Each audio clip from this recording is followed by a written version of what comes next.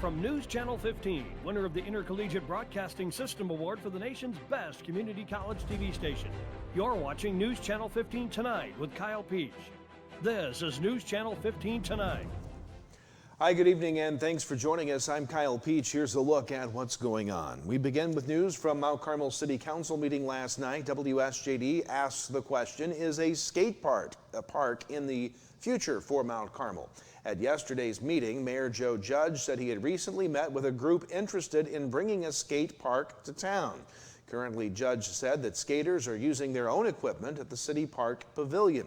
He said the group has been very respectful of the city's property and has caused no problems. He says the group is currently gathering information and will likely be making a presentation to the city soon. Meanwhile, just 2 bidders showed up at a lease auction for the city of Mount Carmel's 2 parcels of farmland. Ed Timberlake was the winning bidder on 17 acres of ground near Braun Mobility on the city's west side. His bid was $275 an acre. The second parcel was 528 acres near the airport in Lawrence County.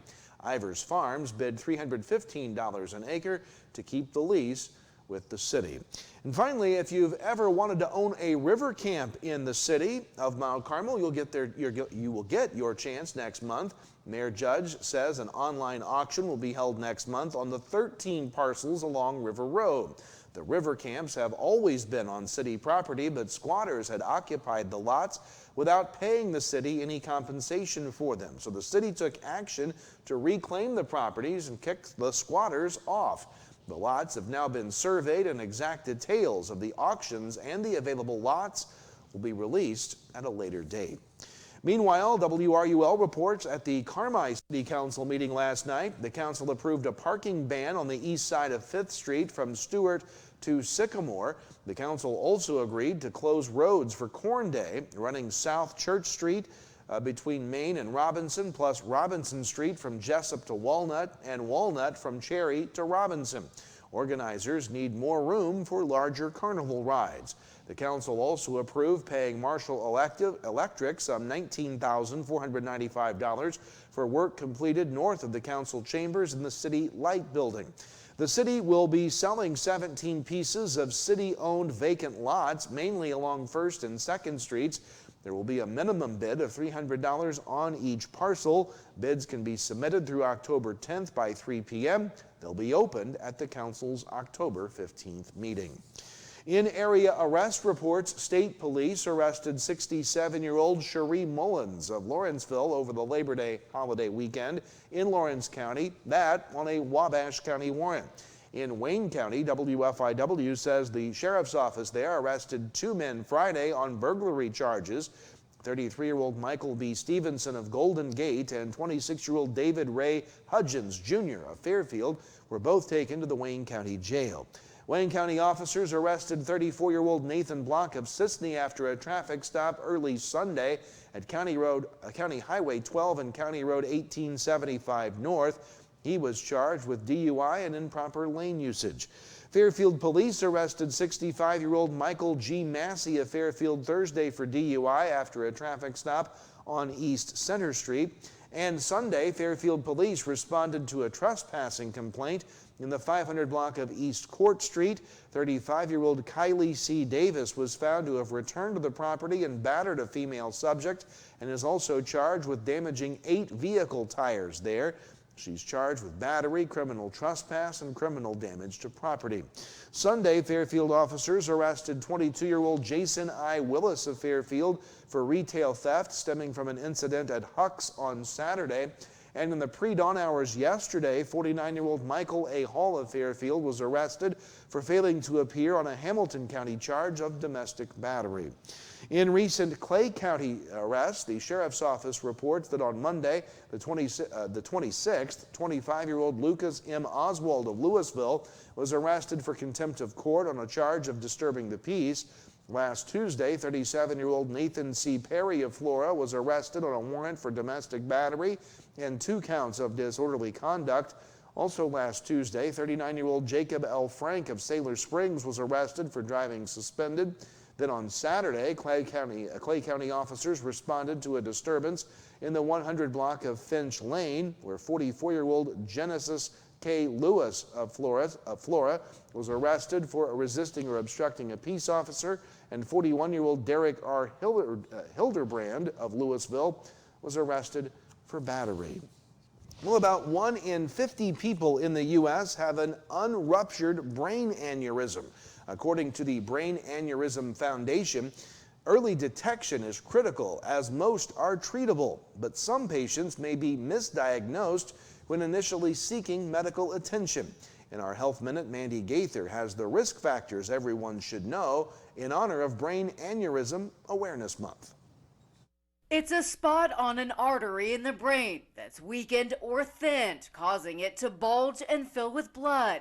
Brain aneurysms are more common than you may know. A lot of people potentially could be walking around and not even know that they have an aneurysm. Neurosurgeon Dr. Mark Bain with Cleveland Clinic says not all aneurysms cause symptoms. Larger, steadily growing ones may cause pain above and behind the eye, numbness, weakness, paralysis on one side of the face, a dilated pupil in the eye, or vision changes. Bain says not all aneurysms need treatment. A lot of aneurysms are actually fairly safe. People don't think they're safe, but the rupture rates are very, very low. There are aneurysms that do pose a risk of rupture. Bain says those should be treated. When an aneurysm bursts, it's extremely dangerous and causes a sudden severe headache. Emergency medical attention is needed immediately. That way they can stabilize you, make your blood, make sure your blood pressure is well controlled. And then typically they'll contact a place that can treat a brain aneurysm. Bain says it's also important to know the risk factors, including family history of an aneurysm, untreated high blood pressure, cigarette smoking, and age. He says treatments have come a long way and can go in through a leg or wrist artery without an incision.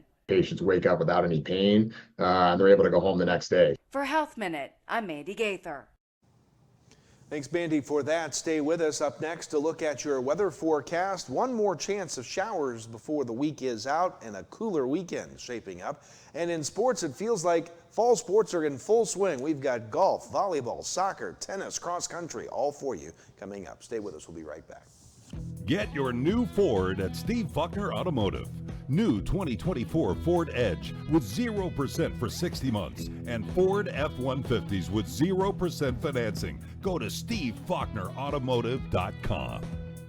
At Steve Faulkner Automotive, lease the 2024 Jeep Grand Cherokee L for $459 per month and 2024 Ram heavy-duty trucks up to $11,000 off. See them all at SteveFaulknerAutomotive.com.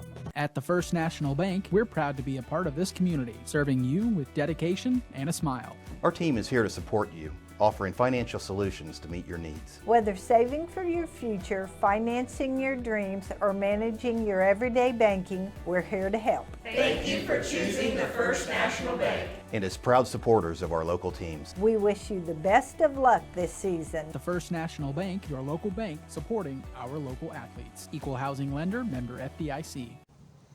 Welcome back. Time to talk weather here tonight. More of the same. Dry conditions, a little warmer today, and it will be warm for the next couple of days, but a major cool down headed our way in time for the weekend. Nothing showing up on the local scan of radar. We thought some forecasters were calling for a spritz of a shower or two, but just didn't materialize today as we expected.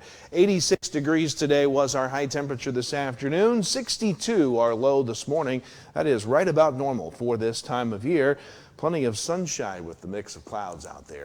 As we put the maps in motion for you here tonight, you can see just, again, not much to speak of in the way of cloud cover. We will see some clouds building in for the morning hours tomorrow. Those will dissipate by afternoon. It will be a dry day, but you'll notice the cold front approaching from the west. That will be in our weather picture on Friday, probably arriving in our area around 10, 11 o'clock in the morning. It will be gone. Certainly by the football games tomorrow night. Here is the view at 6 o'clock local time tomorrow night. You can see that front well into parts of western Kentucky. So we should be dry for the football games on Friday night, but hit and miss shower and thunderstorm chances, our best chance for rain in the foreseeable future coming up through the morning hours predominantly on Friday. Let's spell it out for you tonight. Mostly clear skies out there. Overnight lows will be in the low 60s. Then for Thursday, looking for plenty of sunshine, warmest day of the week. High temperatures in the upper 80s, near 90 across the region. Thursday night, again, we start to see potential shower chances to the north with that cold front approaching. We think that would be overnight. Clear skies throughout a lot of the region as well, depending upon where you are. Lows will be in the mid to upper 60s. And then on Friday, again, this will look a little more ominous than it really will be. Shower and thunderstorm chances, about 40% chance of rain. Pretty much all before 4 o'clock in the afternoon, before that front is well out of our area. It will be a cold front, so areas to the north may not get as warm on Friday, upper 70s, where areas to the south will get to the low 80s before the front passes. But boy, are you going to like the extended forecast for the weekend. Clear tonight, 63 will be the low across the area, and there's that weekend outlook. The scattered shower and thunderstorm chances on Friday. Highs may not get out of the 70s to the north on Friday, low 80s elsewhere. Mid 70s for highs Saturday and Sunday. Lows will be in the middle to upper 40s before we slowly warm things back up again for the early and middle part of next week. That's your forecast. Sports is next. Stay with us. Hello, I'm Andrea Lull from Robinson, Illinois. For my first appointment, I knew I chose the right orthopedic center. The day's surgery went like planned, registration went smooth, pre-surgery, and the nurse made me feel very comfortable. I'm currently 3 months out of surgery. I don't even feel like I had a total hip replacement, but I am having a much better quality of life with my new hip. WGH, we're going home. You need to be mindful that when you're out, maybe doing a little tree pruning or shaping, or kids climbing in the tree, building tree houses, whatever, look up, make sure there's no power lines in or near the area. And even after the storm or after a wind event or something like that, where a limb may be falling down or hanging in the tree, make sure to look and there's no utility lines near that. And if there is, call us. We'll come take care of it. We'll get that down. We'll get things cleared up.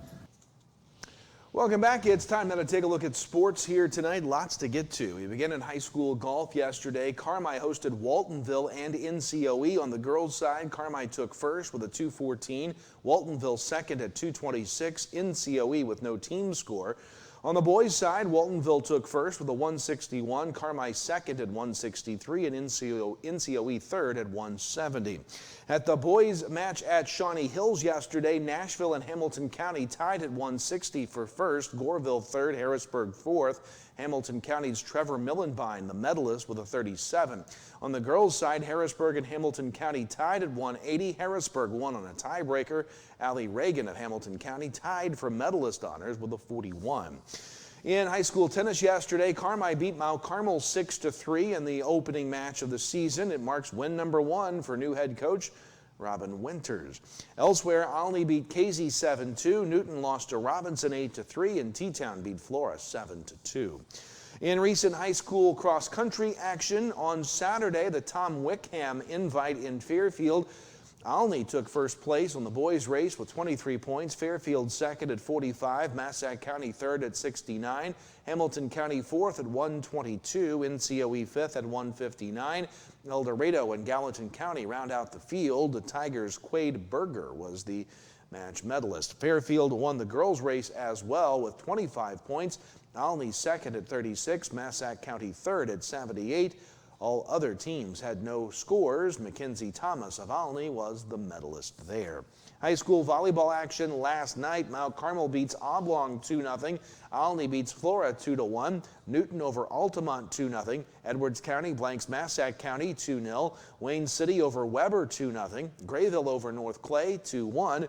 And Woodlawn beat Red Hill in straight sets 2-0. And finally, one boys high school soccer score from yesterday. Mattoon beats Olney 5-2, the final there. That does it for us tonight. Thanks for joining us. We'll see you again tomorrow night for more news, weather, and sports. Eli Grimes will fill in for me the rest of the week, and I'll see you again on Monday and at the football games Friday night. Tonight at 7 and 11, it's a replay of the Edwards County El Dorado football game from this past weekend for you. Have a great night. See you soon. News Channel 15, winner of the Intercollegiate Broadcasting System Award for the nation's best community college TV station.